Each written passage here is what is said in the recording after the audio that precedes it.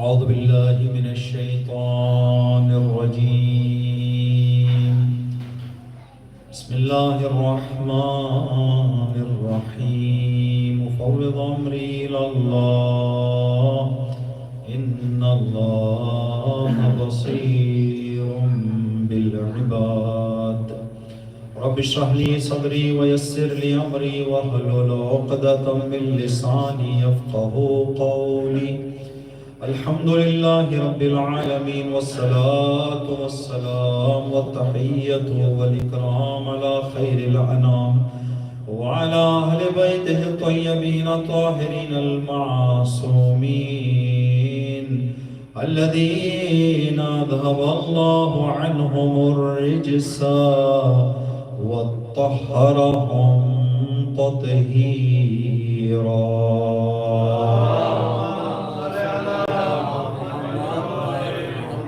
یا رب الحسین بحق الحسین اشف صدر الحسین بظهور الحجة واللعنة على أعدائهم أجمعين. أما بعد، قال الله تبارك وتعالى في كتابه الكريم: بسم الله الرحمن الرحيم. ولما جن عليه الليل رأى كوكبا قال هذا ربي ولما عفلا قال إني لا أحب الآفلين. صدق الله العلی العظیم. اس مجلس اعزا کی قبولیت ان ایام اعزا میں ہماری تمام تر عزاداریوں کی قبولیت، زندگی کی ابتدا سے اس مجلس اعزا تک ہمارے ہر نیک عمل کی قبولیت، اسی طرح سے خدا کے گھر اور اہل بیت کے در سے متصل اور منسلک رہنے کی توفیق ہمیں اپنی زندگی کے آخری سانس تک، ہمارے بچوں میں، ہمارے نسلوں میں یہ توفیقات قیامت تک باقی رہنے کے لیے، زمانے کی گمراہی اور انحرافات سے ہم سب کی حفاظت، ہم سب کی عاقبت بخیری، تمام حاضرین مجلس کی دلی مرادوں کے پورا ہونے کے لیے، کائنات میں جہاں کہیں پر بھی اہل بیت کے چاہنے والے زندگی کر رہے ہیں، سب کی جان مال عزت آبرو کی حفاظت، سب کے حاجتوں کے پورا ہونے کے لیے، حاجتوں کی حاجت، دعاؤں میں دعا، سر فہرست امام کی سلامتی اور امام کے جلد ظہور کے لیے صلوات پڑھتے محمد و آل محمد.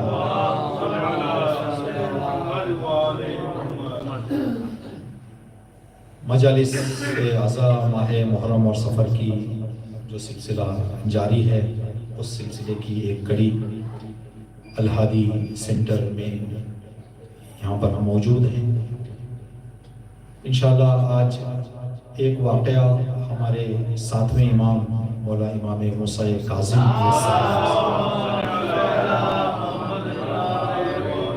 کی زندگی طیبہ سے عرض کرتے ہوئے جناب سکینہ سلام اللہ علیہ کے مصائبہ کی خدمت میں عرض کریں گے.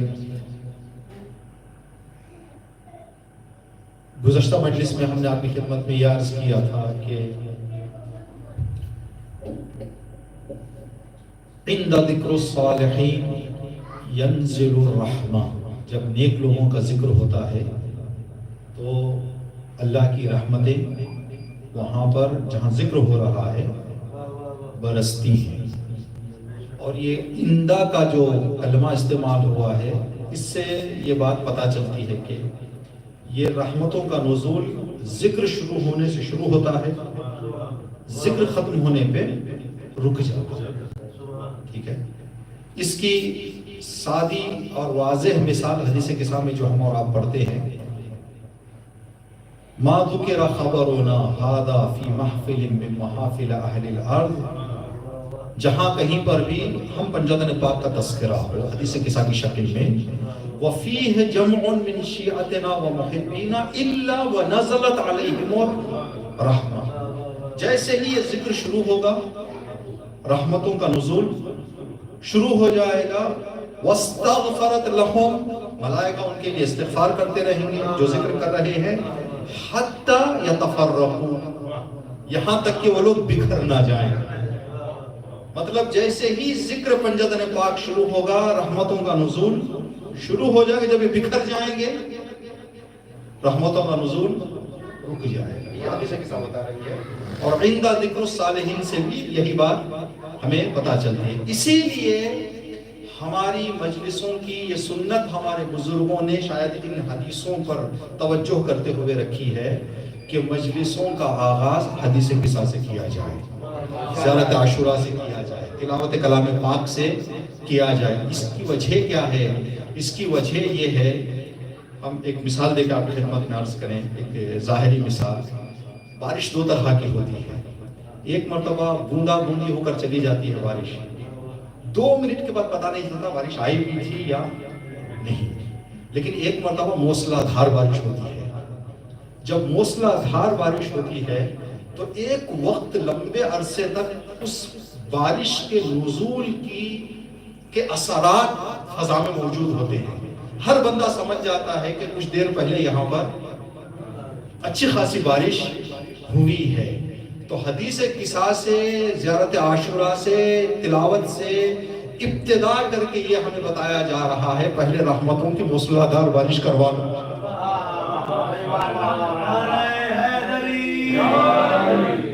یہ جو موسلادھار بارش رحمتوں کی ہو جائے گی، ابھی کس حد تک کی بارش ہوگی؟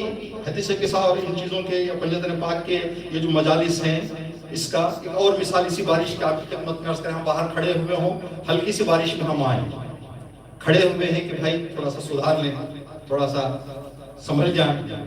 اسی اسنا میں ہم نے ایک مومن کو آتے ہوئے دیکھا جس کے کپڑے سارے گیلے ہو گئے۔ تعجب کریں گے بھائی ابھی ہم اسی راستے سے آئے ہیں، اتنی بارش نہیں تھی کہ بھیگ کر آئے۔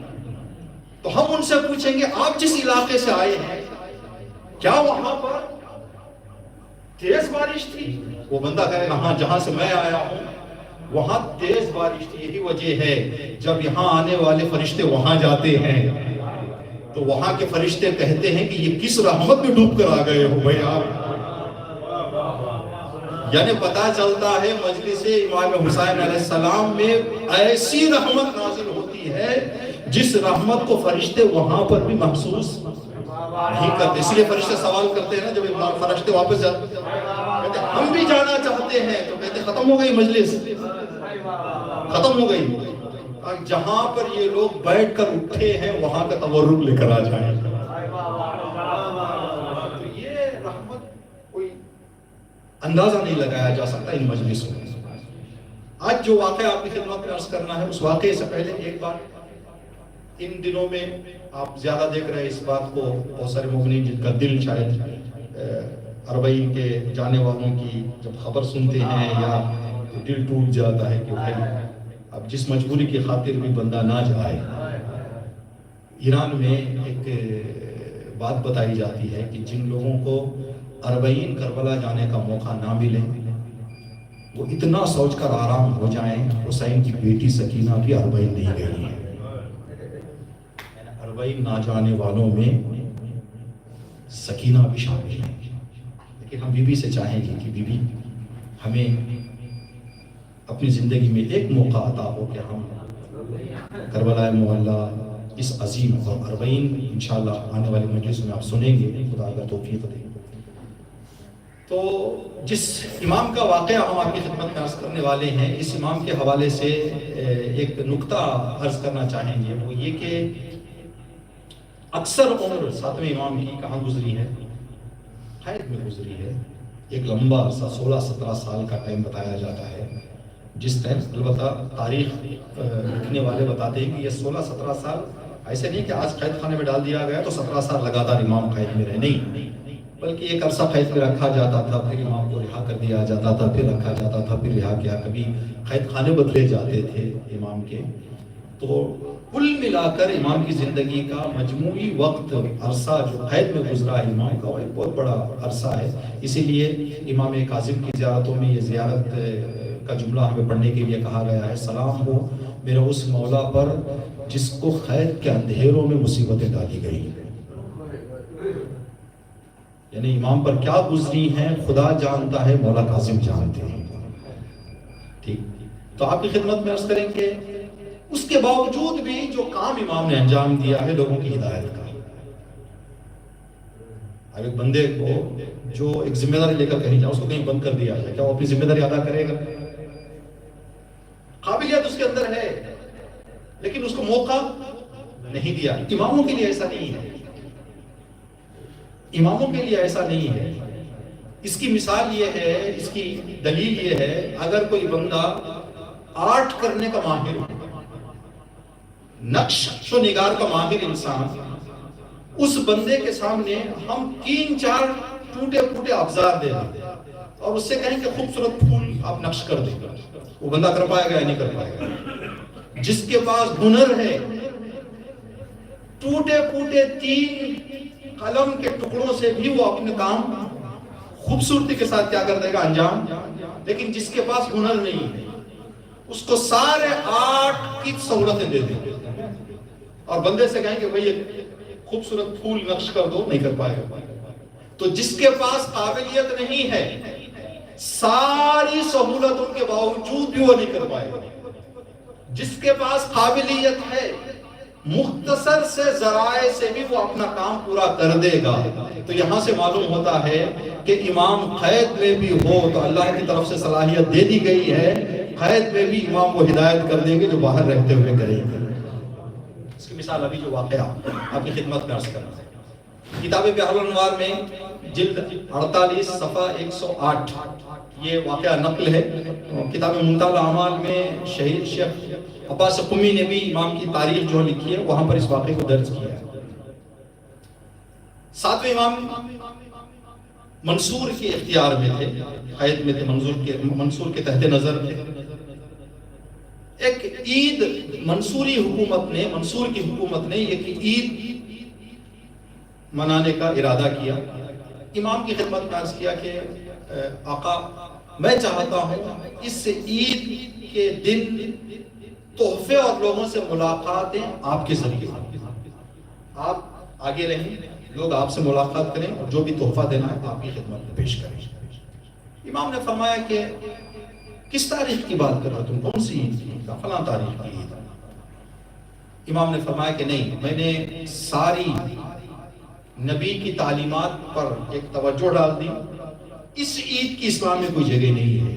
یہ ایک قبیلے کا رواج ہے جو تم منا رہے ہو, یہ ایک قبیلے کی رسم ہے, یہ ماحول کا رواج ہے, دین کی عید نہیں ہے. میں اس عید میں شرکت نہیں کروں گا. جب امام نے اعلان کر دیا, یعنی امام کو اپنی ہدایت کا ذمہ جو تھا امام نے نبھا دیا کہ امام کا اعتراض بتا رہا ہے, یہ کام سے امام راضی نہیں ہے. اسی لیے کہا جاتا ہے ہمارے عقیدے کے مطابق ہمارے امام کوئی کام دیکھ کر خاموش رہ جائے تو یہ اس بات کی دلیل ہے کہ وہ کام جائز ہے. اگر وہ کام ناجائز ہوتا تو امام اعتراضاً تنقیداً کوئی بات کہتے ہوتے, تو امام کا کوئی جملہ نہ کہنا. اسی لیے ہمارے یہاں امام کی حدیث 3 حصوں میں مانی جاتی ہے. امام کچھ کہیں تو بھی حدیث ہے, امام کچھ کر دیں تو بھی حدیث ہے, امام کوئی کام دیکھ کر خاموش ہو جائیں تو بھی حدیث ہے. آگے والا کام جائز ہے, ہم اس کو مان لیں گے. کیوں؟ اس لیے کہ اگر اس کام میں کوئی خطا ہوتی تو امام کا امامت کا وظیفہ یہ تھا کہ وہاں پر کیا کرتے, امام اعتراض کرتے, امام وہاں پر تنقید کرتے, روکتے اس کام سے. جیسے یہاں امام نے فرمایا کہ یہ عید اسلامی عید نہیں ہے. اگر یہ امام نہ کہتے ہوئے اس عید میں شرکت کر لیتے تو امام کے سارے چاہنے والے اس دن کو عید منانا شروع کر دیتے کہ بھائی امام نے عید منائی ہے. لیکن امام نے یہ کہہ کے بتایا کہ دیکھو اگر میں اس عید میں شرکت بھی کر لوں تو پیچھے کے کچھ باتیں ہیں, دین کا اس میں کوئی دخل نہیں ہے. امام نے فرمایا نہیں, میں شرکت نہیں کروں گا, آپ کو کرنا ہے, اس لیے کہ یہاں میری حکومت کا مسئلہ ہے. تو امام نے فرمایا ٹھیک ہے, اگر تیرے حکومت کا مسئلہ ہے تو پروگرام سیٹ کر لیں, پروگرام تیری حکومت کا ہوگا, ہمیں جو کام لینا ہے ہم لے لیں گے. عید کے دن امام کو سر فہرست رکھ دیا منصور نے کہ آئیں لوگ امام سے ملاقات کریں, ملاقات کر کے جو بھی عید کا تحفہ ہے وہ امام کی خدمت میں پیش کر کے جائیں.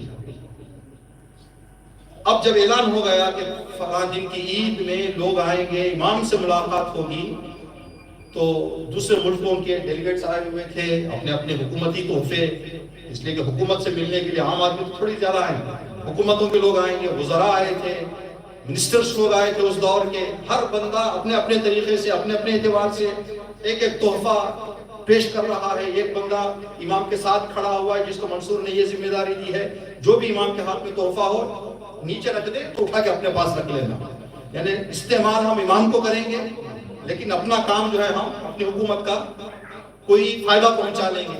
تحفے دیے جا رہے تھے، جب تحفے دیے جا رہے تھے تو ایک لمبی سی قطار لوگوں کی اس پروگرام کی مبارکبادی دینے میں اور تحفہ دینے کے لیے کھڑی ہوئی ہے۔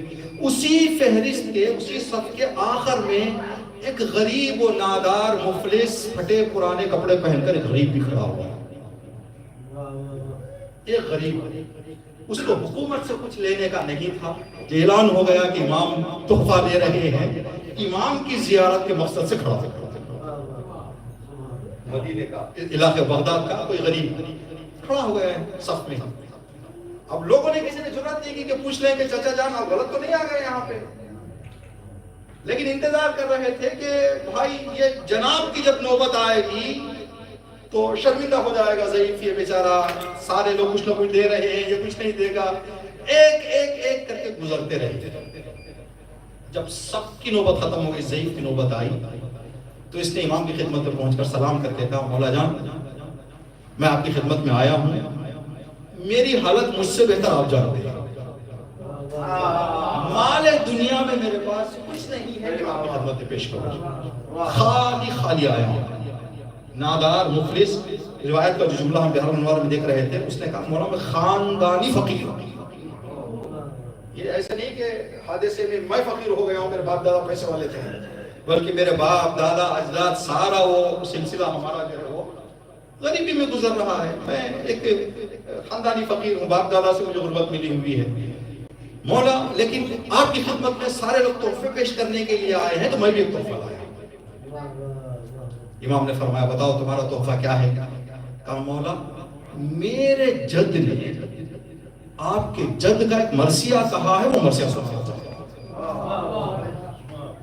ایک 3 بند کا مرثیہ لے کر آیا ہوں آپ کی خدمت میں۔ امام نے فرمایا بسم اللہ پیش کرو تحفہ میری خدمت میں۔ تو بندے نے 3 بند مرثیے کے پڑھے وہاں پر، ابھی آپ کی خدمت میں عرض کریں گے ترجمہ اس کا۔ جیسے اس کا ختم ہو گیا تو امام نے فرمایا کہ ہم نے آپ کے تحفے کو قبول کیا، ہم نے آپ کے تحفے کو قبول، تو امام نے فرمایا قبول تو ہدیتک، ہم نے آپ کے تحفے کو قبول کر لیا۔ تو یہ واقعہ اس کے مرثیے کے بند، مرثیے کی شکل مصائب سے ربط کرنے کے لیے اس طرح ہم انشاءاللہ آپ کی خدمت میں عرض کریں گے۔ لیکن یہیں پر دیکھیں جہاں بڑے بڑے لوگ کھڑے ہوئے تھے صف میں تحفے پیش کرنے کی، تو یہ غریب بھی کھڑا ہوا آخر میں، درمیان میں بھی آ کے کھڑا ہو سکتا تھا، وہ شروعات میں بھی آ کے کھڑا ہو سکتا تھا، لیکن بندے نے یہ اعلان کر دیا اس در پہ آؤ تو جھک کر جاؤ، اپنے آپ کو کچھ نہ سمجھ کر جاؤ۔ آخر میں کھڑے ہو کر اپنی عاجزی، اپنی انکساری، اپنا تواضع، کہا کہ اس بارگاہ میں جاؤ تو جتنا اپنے آپ کو کم سمجھ سکتے ہو کم سمجھو، اور خدا اور دین یہی چاہتا ہے۔ اللہ نے حضرت موسیٰ پیغمبر کو ایک پیغام دیا، ایک حکم دیا، موسیٰ میرا ویسا شکر ادا کرو جیسا میرا شکر ادا کرنے کا حق ہے۔ حضرت موسیٰ نے فوراً کہا پروردگار میری استطاعت کے مطابق شکر بجا لانے کی طاقت میرے میں نہیں ہے، حق کا شکر ادا کرنے کی میں کہاں سے توفیق لاؤں مالک، یہ میرے سے ہونے والا نہیں ہے، میں پہلے ہی سے تیرے ہاتھ سامنے عاجزی کے ہاتھ جوڑ رہا ہوں، یہ کام مجھ سے ہونے والا نہیں ہے۔ اللہ نے کہا کہ موسیٰ ادا ہو گیا، یہ جو تجھے اقرار ہو گیا کہ ہونے والا نہیں ہے، یہی حق کے شکر تو نے ادا کر دیا ہے۔ در اہل بیت پر بھی آئیں تو کہ مولا میں کیا ہوں جو آپ کی خدمت کر سکوں، میں کیا ہوں مولا، نہ ہو سکے جو بھی کریں ہم، جو ان کا مقام ہے، جو ان کا مرتبہ ہے، جو ان کا درجہ ہے۔ آج ہی ایک ہندوستان اردو زبان کے خدیم اور عالم کے کلپ مختصر سن رہے تھے، اچانک آ گئی نگاہوں کے سامنے، تو انہوں نے کہا کہ نبی کریم نے فرمایا پروردگار میں تجھے پہچاننا بھی چاہوں تو نہیں پہچان سکتا،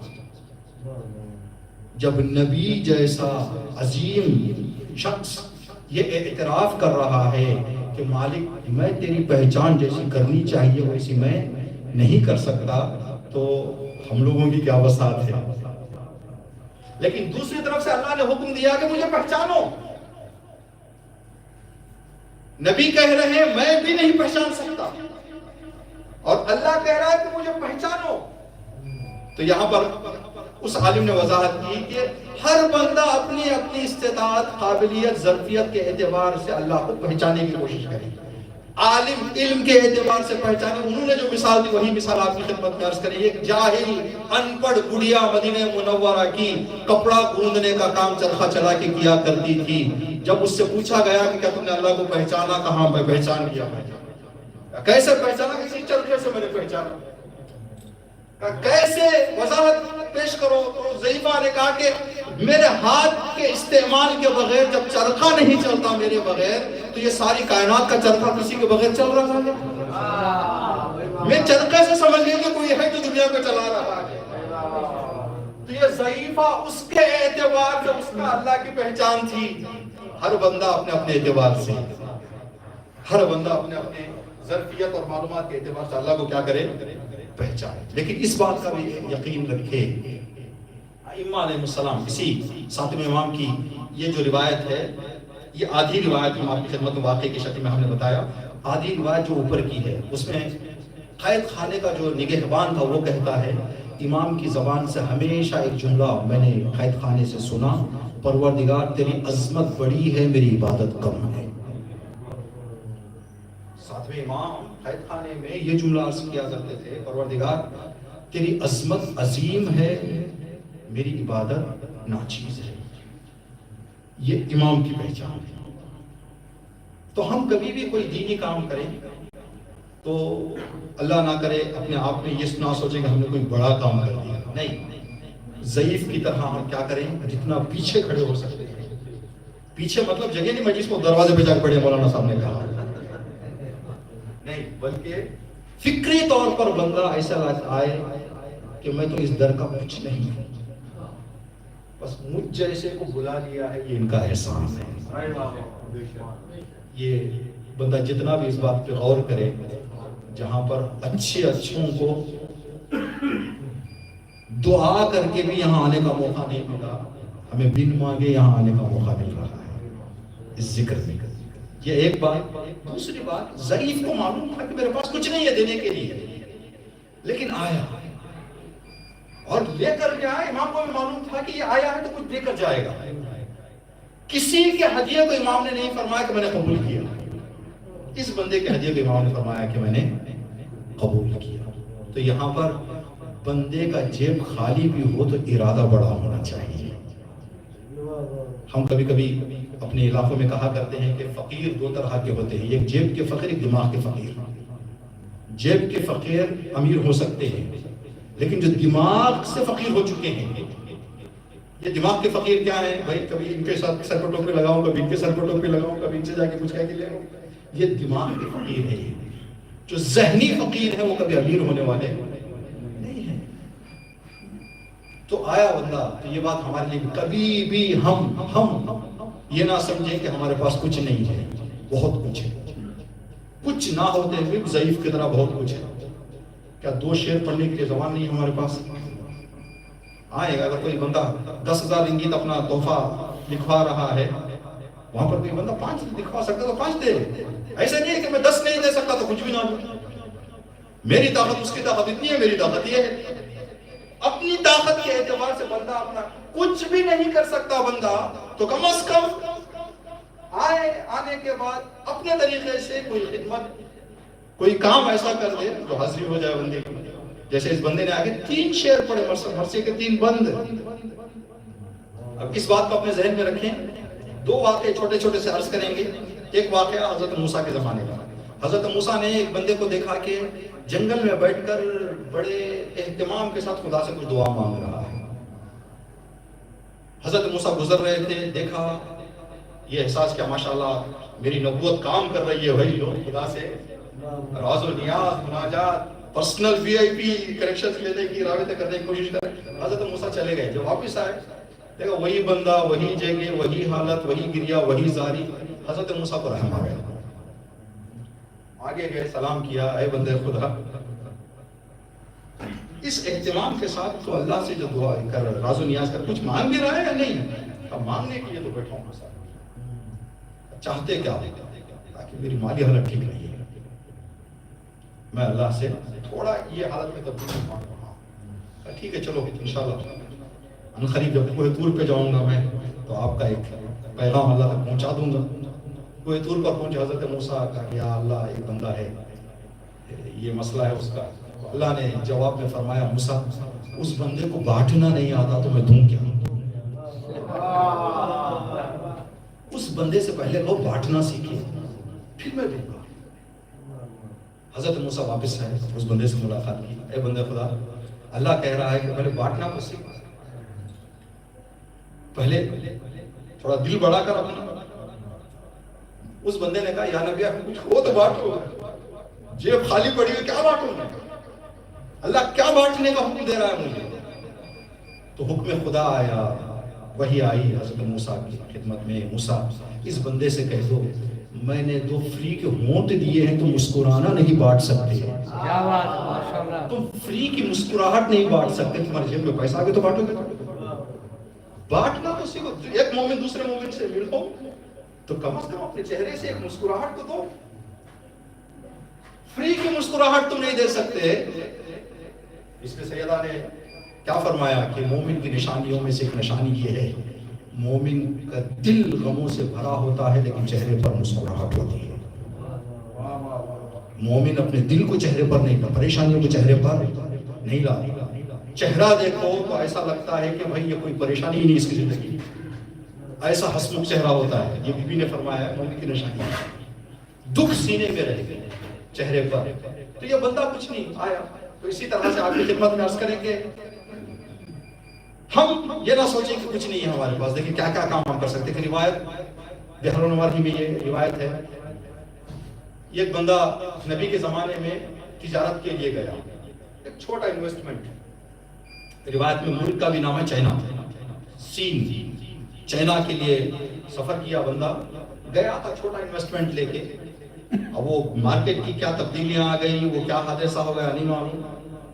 یعنی یہ بندہ اگر 5-10 سال جتنی محنت کرتا تو جتنا کما سکتا تھا ایک ٹرپ میں اتنا لے کے آ گیا. ایک سفر میں اتنا کما کر آ گیا واپس. جیسے یہ سارا کما کر لوٹا بندہ تو ایک بندے نے نبی کی خدمت میں پہنچ کر کہا یا نبی اللہ ضرور آپ کو خبر ہو گئی ہوگی. اس بندے کی قسمت ماشاءاللہ. کیا ہو گیا؟ ایک غریب تھا ہمارے علاقے کا، گیا راتوں رات بندہ جو ہے مالا مال ہو کے آ گیا ہے. اتنا مالدار، روایت کا کچھ ہے، اتنا مالدار ہو کے آ گیا ہے گھر والے، خاندان والے، پڑوس والے سب جل رہے ہیں، سب جل رہے ہیں. یہ بھی بہت بڑی مصیبت ہے انسان کی. تو آپ کی خدمت میں عرض کریں کہ اب یہ بندہ، کچھ لوگ ایسے بھی ہوتے ہیں، اس بندے کا جو وہ دلی عقدہ تھا وہ راستے گلی کوچوں میں نکالنے کے بجائے نبی کی خدمت میں پہنچ گیا ہے. کم از کم نبی کو بتا کہ اپنا عقدہ کیا کر لوں. نبی نے فرمایا کہ کیا ہو گیا اس کا، ایسا مالا مال ہو گیا ہے. نبی نے فرمایا کہ جتنا دنیا کا مال انسان کی زندگی میں آئے گا اتنے مصیبتیں انسان کی زندگی میں داخل ہوں گی. یہ دیکھو کل تک کوئی جل نہیں رہا تھا، آج سارے لوگ جل رہے ہیں. اب اس کی ایک آرزو، اس کی ایک امید بہن آئے گی کچھ پوچھے گی، نہ دے تو بھی مصیبت، دے تو بھی مصیبت، اس کو کم دے دیا. یہ دنیا کا مال جتنا بڑھے گا اتنا رنجشوں اور مصیبتوں میں مبتلا ہو جائے گا انسان. یہ عرض کرنے کے بعد نبی کریم نے فرمایا میں بتاؤں ایک ایسے بندے کی خبر دوں تمہیں جس کا انویسٹمنٹ اس سے کم، جس کا وقت اس سے کم وقت لگا اور فائدہ اتنا ملا اس کو کہ اگر اس کا فائدہ زمین اور آسمان کے سارے انسانوں کو بھی بانٹا جائے تو بچ جائے. اتنا کما کے آیا ہے. بندے کہ یا نبی اللہ مجھے نہیں معلوم وہ بندہ کون ہے جس کی ہمیں خبر نہیں. ہمارے علاقے کا ہے؟ ہاں ہے ہمارے علاقے کا. یا نبی اللہ کہاں ہے؟ آپ تھوڑی دیر بیٹھ جاؤ، آئے گا مسجد میں. مسلمان بیٹھے انتظار کریں کہ بھائی کون اتنا بڑا مالدار آ رہا ہے. اتنا مال کے نبی فرما رہے ہیں کہ سارے دنیا سارے کائنات کے لوگوں کو اس کا مال بانٹ بھی دیا جائے تبھی بھی بچ جائے گا. اتنا تقسیم ہونے کے بعد بھی سب دیکھ رہے تھے. کیا دیکھا کہ پھٹے پرانے وہ سیدھا کپڑے پہنے ہوئے یہ غریب اندر آیا. نبی کی خدمت میں سلام کیا, یا نبی اللہ سلام. نبی نے فرمایا علیکم السلام, بیٹھ جاؤ. لوگ کہتے بھائی مبارک ہو آپ کو, کہاں چھپا کے رکھے پیسے؟ کہا نہیں میرے پاس کچھ نہیں. کہا جھوٹ نہ بولو بھائی, نبی بتا رہے ہو تم بہت زیادہ مالدار ہو, یہ حالت آپ کی, وہ مخفی رکھنے کے لیے کچھ راستہ تم نے اختیار کیا. نہیں ہے میرے پاس کچھ بھی, نہیں ہے کچھ بھی میرے پاس. کہا کہ نہیں بتاؤ, آج نبی نے آپ کے بارے میں اتنا بڑا جملہ کہہ دیا تو آج تم نے کیا کیا؟ نبی نے, اس بندے نے فرمایا کچھ نہیں, میں ہر دن مزدوری کرنے والا مزدور ہوں. اگر رات میں دن میں کام مل گیا تو رات میں کھا کے سوتا ہوں, اگر کام نہیں ملا تو بھوکا سوتا ہوں. آج اتفاق سے نیند تھوڑا دیر بیدار ہوئی میری. ایسے وقت میں بیدار ہوا کہ جو مزدور وغیرہ کاروبار میں جاتے ہیں, جو لوگ مزدوری کو لے جاتے ہیں, وہ بازار مارکیٹ وغیرہ ٹائمنگ ان کی جو ہے ختم ہو جاتی ہے. میں دوڑتا ہوا پہنچا کہ کہیں آخر کا بھی کوئی ایک موقع مل جائے تو مل جائے. دوڑتے دوڑتے میرے ذہن میں یہ خیال تھا جاؤں نہ ملے تو پھر اتنی دور سے واپس آؤ, جیب بھی خالی ہے, جاؤں نہ جاؤں. چلتے چلتے میں سوچ رہا تھا جاؤں نہ جاؤں, جاؤں نہ جاؤں. اسی اسنا میں تھوڑا راستہ طے کرنے کے بعد میرے ذہن نے یہ کہا کہ ایک دن کام نہ کروں تو زیادہ سے زیادہ کیا ہو جائے گا, رات بھوکی گزرے گی, بھوک سے گزرے گی. چلو اب تو موقع ہے, کہیں ایسے نہ ہو کام نہ ملے میں جانے کے بعد کام کو چھوڑو بھوکا سو جاؤں گا. میرے نبی نے فرمایا ہے مولا علی کی زیارت ثواب ہے, عبادت ہے. راستہ موڑ لیا مدینے کی گلیوں میں.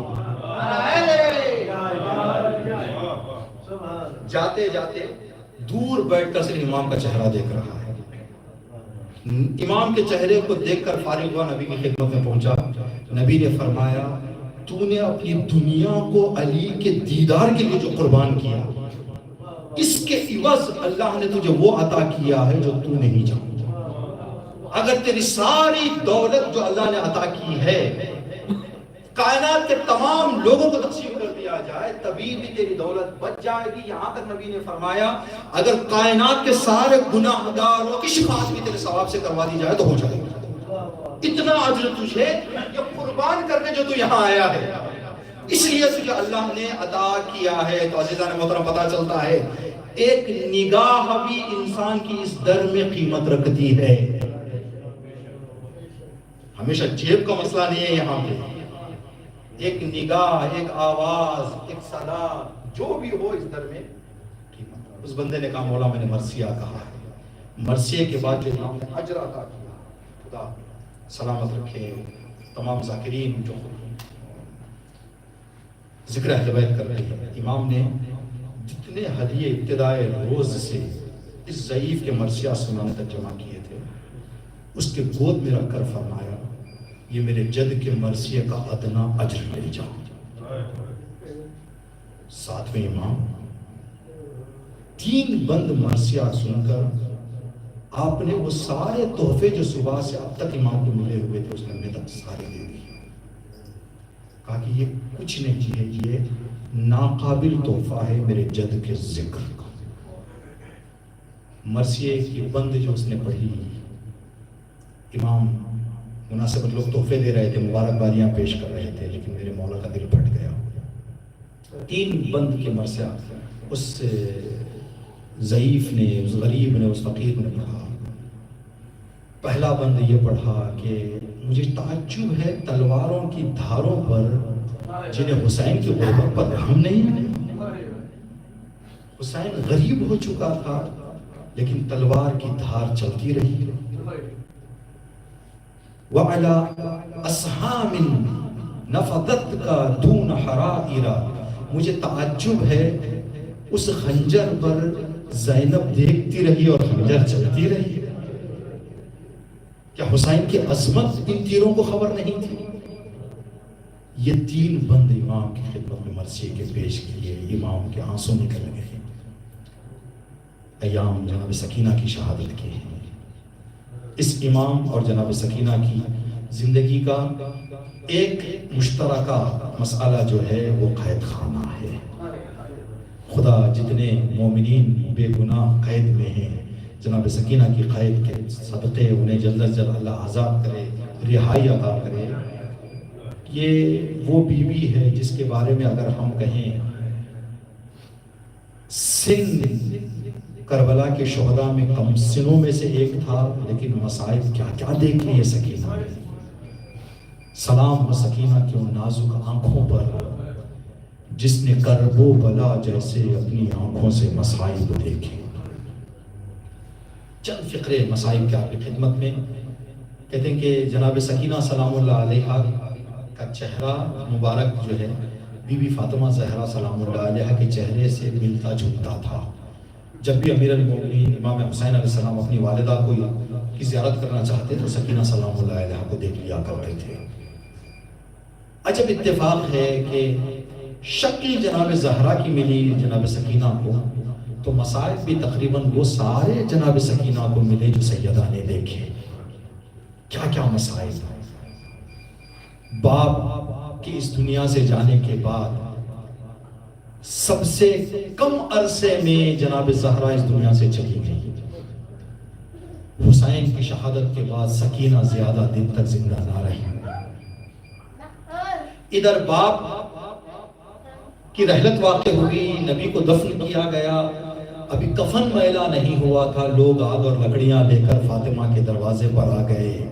یہاں ابھی حسین کا سر قلم نہیں ہوا، جس خیمے میں سکینہ بیٹھی ہوئی تھی اس خیمے کو آگ لگا دی گئی۔ وہاں جلتا ہوا دروازہ فاطمہ زہرا کے پہلو پر گرایا گیا، یہاں فاطمہ جناب سکینہ کا دامن جل گیا۔ وہاں سیدہ فاطمہ اگر گریا کرتی، مدینے کے لوگ آ کر کہتے اے علی سیدہ سے کہو یا دن میں رویا کریں یا رات میں رویا کریں، یہاں حسین کی بیٹی کو رونے کی اجازت نہیں دی جا رہی تھی۔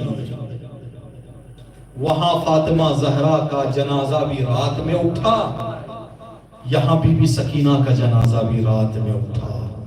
وہاں ایک علی نے فاطمہ زہرا کو دفن کیا، یہاں ایک علی نے بی بی سکینہ کو دفن کیا، بس فرق اتنا تھا وہاں ہاتھ علی کے ہتھکڑیوں سے بندھے نہیں تھے، یہاں علی کے ہاتھ ہتھکڑیوں سے بندھے ہوئے تھے۔